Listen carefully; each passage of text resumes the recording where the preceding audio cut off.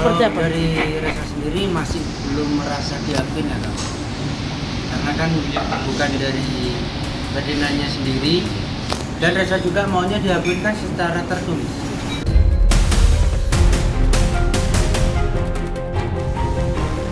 Tertulisnya seperti apa mungkin Reza? Kan notaris, jadi kakaknya dipindah gitu, intinya.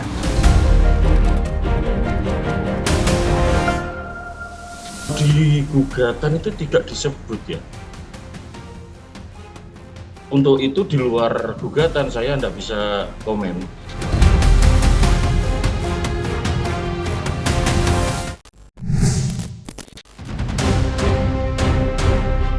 Perlahan tapi pasti, mulai terkuak semua rahasia di balik konflik hukum ibu dan anak antara Denada dan Reza sang putra usai tertutup rapat selama 24 tahun lamanya.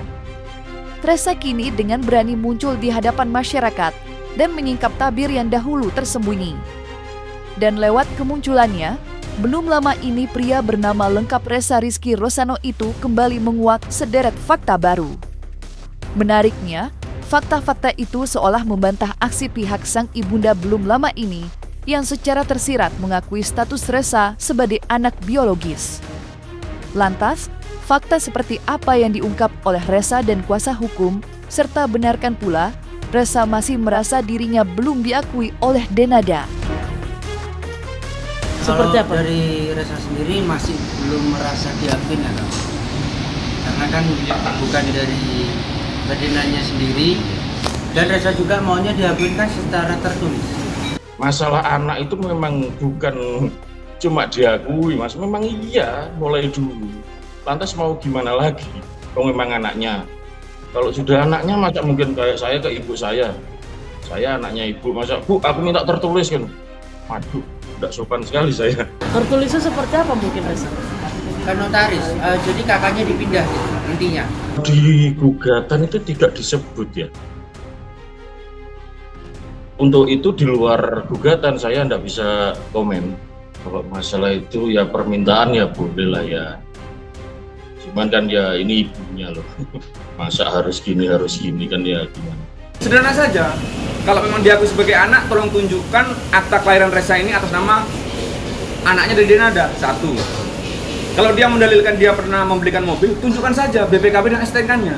Dua, kalau dia pernah membelikan rumah, tunjukkan saja sertifikatnya. Tiga, sederhana itu. Itu loh. Jadi kalau yang lain-lainnya saya pikir ya udah bisa dibantah lagi lah, karena konyol sekali argumennya pengacaranya. Itu aja.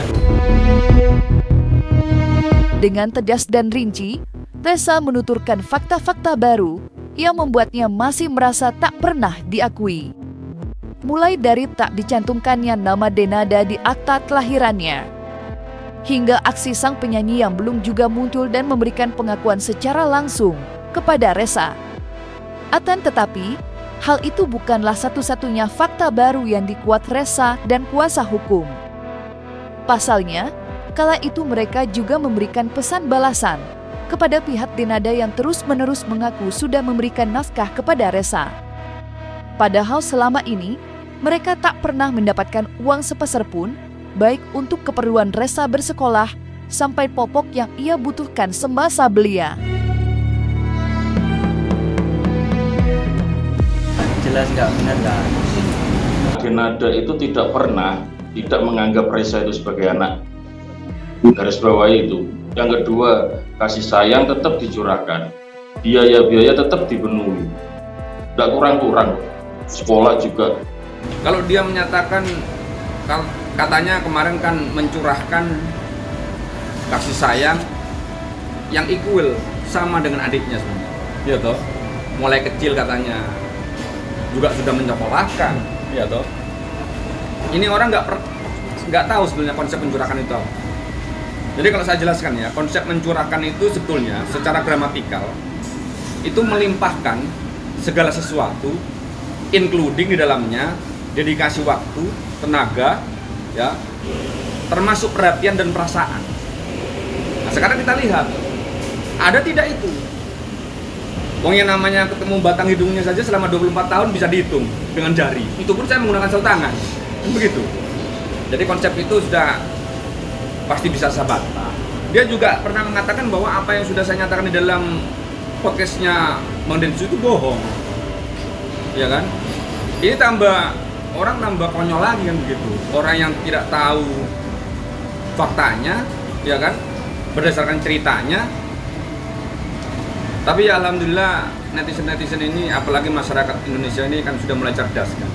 Paradigma yang digunakan itu sederhana sekali, bahwa netizen ini menggunakan kacamata yang pertama akan mempercayai sesuatu itu yang jelas-jelas bisa tertulis secara visual dan dapat ditangkap sama nalar secara rasional.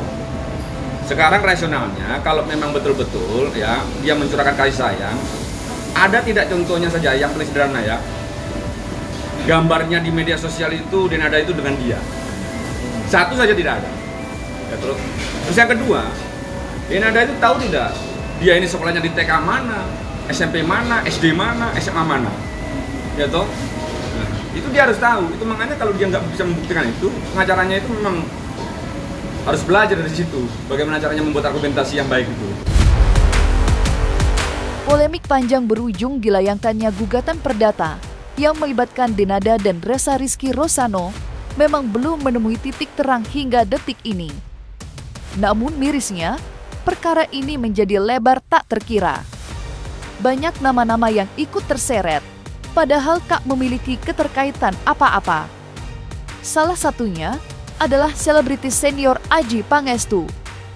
Ya, nama sang aktor kini ikut terlibat lantaran dikait-kaitkan sebagai sosok ayah biologis dari Ressa oleh sebagian kelompok masyarakat di dunia sosial media. Menanggapinya, Adjie Pangestu pun buka suara. Pria berusia 56 tahun itu membantah semua isu yang ada bahwa dirinya merupakan ayah Ressa. Mengingat ia dan Denada Sagyat tidak mengenal satu sama lain. Ya, gue hanya cuma bisa bilang gimana ya, ini kan dunia media sosial ya seperti ini adanya. Ya kita harus mengerti kalau netizen itu seperti itu, cocokologi. Tiba-tiba foto gue diambil dari Google, terus dikasih caption di bawahnya pacarnya itu 2001 gitu kan. Gue juga agak kaget karena secara personal gue nggak kenal. Pernah ketemu sekali, itu pun sama mantan suaminya dalam acara aja. Kalau main bareng atau telepon-teleponan atau apa tuh sama sekali, kerja bareng juga nggak pernah. Jadi sebenarnya nggak ada hubungannya personal. Cuman ini netizen aja, aku tahu dari satu platform terus disambungin sampai ke IG. Sengaja memang gue nggak mau komentar gitu karena gue juga bingung nanti komentar jadi salah lagi, nggak komentar jadi salah juga. Tapi menurut gue ya itu biarlah permainan di media sosial. Yang penting yang mesti gue bilang, dan gue juga nggak mau bikin klarifikasi di media sosial, makanya lewat teman-teman semua mungkin gue hanya bisa bilang gue nggak ada hubungan sama Denada, gue nggak kenal secara profesional sama Denada, dan gue berharap mudah-mudahan kasusnya Denada dan Ressa itu endingnya dengan baik. Liar penyebaran isu tersebut tentunya tidak hanya membuat Adjie Pangestu terkejut, tetapi juga membuatnya geram. Apalagi aksi spekulasi netizen sampai menyeret nama buah hatinya. Namun semua amarah itu sirna dimakan waktu. Kini, ia hanya memberikan pengertian bagi sang putra, serta ikut mengirimkan doa agar perkara ibu anak antara Denada dan Ressa bisa selesai dengan damai. Sempat kesel kemarin ada dampaknya karena gini, kalau menyangkut gua aja nggak apa-apa, tapi udah mulai nge-tag ke anak gua gitu loh, ke Raffi itu udah mulai di-tag gitu loh. Jadi gue sempat bilang sama Raffi, gue bilang, Mas Raffi, Papa mohon maaf ya kalau mengganggu kenyamanan kamu karena nih ada beberapa netizen yang nge-tag ke nama kamu gitu. Jadi mohon dimengerti, kata Raffi, aman, dia bilang gitu, dia ngerti gitu. Jadi ya terganggunya itu, cuman selebihnya sih omongan-omongan itu buat gue sih nggak apa-apa, itu netizen, itu keseruan netizen gitu. Jadi gue ngikutin ada platform A, B, C, tiga-tiganya omongannya serem-serem, tapi buat gue ya gue ketawa-ketawa aja, seru karena memang gue nggak kenapa-napa. Anak kan aku tanya, Mas, maaf, kamu terganggu nggak gini? Ada apa-apa ya? Nggak, di Instagram nggak ada apa-apa. Oh, kamu nggak tahu kasus yang sekarang? Kasus apa ya? Terus disebutin nama penyanyinya. Ini siapa ya katanya gitu. Kan anak gua mungkin nggak terlalu gimana ya. Jadi dia sama sekali dia totally nggak tahu gosipnya, nggak tahu update orang-orangnya. Jadi dia ya pas gua kasih tahu baru dia notice gitu. Dan ya gua harus bilang duluan sama dia sebelum dia yang nanya sama gua. Nama Adjie Pangestu sejatinya bukanlah satu-satunya selebritis yang ikut dikait-kaitkan dalam perkara ini. Ya, publik juga ikut menyeret nama Teuku Ryan. Sorotan terhadap Teuku Ryan pun terbilang lebih ramai lantaran keduanya memang sempat dikabarkan menjalin asmara pada awal dekade 2000-an. Rentang waktu yang dinilai selaras dengan waktu tanggal kelahiran Ressa. Lantas, bagaimana reaksi Ressa menyaksikan spekulasi publik di sosial media, serta mungkinkah pula Ressa sudah mengantongi nama sang ayah biologis? Kalau dari Ressa sendiri, Ressa juga tahu ya Kak, masih belum tahu. Itu. Kita fokus ke ibu aja. Ke ibu aja. Ya. Dan kalau ibu mengakui kan pasti bakal tahu. Ini menarik ini. Ini yang harus saya ulas kembali kan. Jadi kalau ketentuan pasal 48 ayat 1 itu Undang-Undang Perkawinan itu kan menyatakan bahwa anak yang lahir di luar perkawinan itu kan hanya memiliki hubungan keperdataan dengan ibunya, ya toh.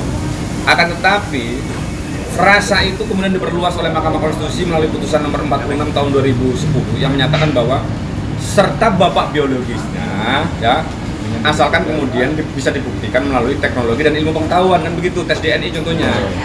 Itu pun hak Ressa. Kalau andai kata nantinya lari ke sana, ya insya Allah lah yang namanya manusia itu kepingin tahu bapaknya kan juga masuk akal. Dalam hal ini saya ingin memohon kepada kawan-kawan agar sedikit memahami persoalan ini. Yang namanya manusia, siapa yang tidak kepingin tahu bapaknya. Tetapi kalau untuk nama, saya tidak pernah menyebut nama karena takutnya fitnah. Betul. Biar nanti ibunya yang menjawab itu. Di lain sisi, ramai sorotan publik juga bermuara kepada satu pertanyaan besar, yakni mengapa baru sekarang Ressa memberanikan diri untuk muncul ke hadapan publik dan menagih pengakuan dan tuntutan kepada sang ibunda. Pertanyaan besar itu pun akhirnya dijawab dengan tegas oleh Ronald Armada selaku pihak kuasa hukum sekaligus anak dari Dino Rosano dan Ratih. Ia bercerita bahwa sempat terjadi peristiwa kurang enak yang diduga berkaitan dengan Denada. Lantas, seperti apa penjelasan Ronald Armada?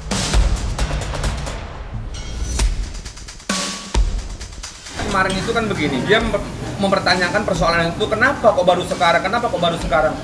Saya sudah bilang, persoalan ini men-trigger saya untuk mengajukan gugatan karena adanya penzoliman terhadap harkat dan martabat ibu saya. Jadi kalau saya sampai membela ibu saya ulangi lagi ya, kepala saya ini saya taruh di kakinya ibu saya. Kalau mau tahu, panggil beliau ini, ada ini. Nah, tanyakan saja. Itu saya ini nggak punya apa-apa selain rasa bakti kepada orang tua saya. Itu makanya kalau sampai mau maju, ya siapapun saya hantam, pasti saya menang. Dan soal angka itu kenapa formulasinya menjadi 7M itu, saya pikir kalau saya sih melakukan perhitungan itu rasional saja nanti kan. Kalau soal dari Ressa sendiri, dia tidak bisa merumusan angka itu tugas saya, itu dari saya.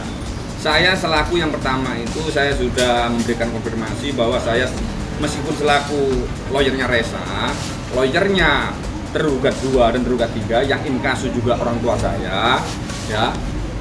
Saya juga kakaknya dia. Gitu loh. Itu makanya yang sekali lagi yang men-trigger saya ajukan gugatan ini adalah tindakannya dari adiknya Denada itu yang pertama kali itu memberikan somasi kepada orang tua saya. Setelah disomasi malah didatangi sama 2 polisi yang berseragam. Itu aja, itu yang men-trigger saya. Jadi kalau konsep gugatan 7 miliar itu tidak ada awalnya. Tetapi karena 1365 ini harus ada angka, itu saya yang rumuskan itu loh. Jadi kalau ada persoalan lagi soal itu, biar saya yang menjawab itu.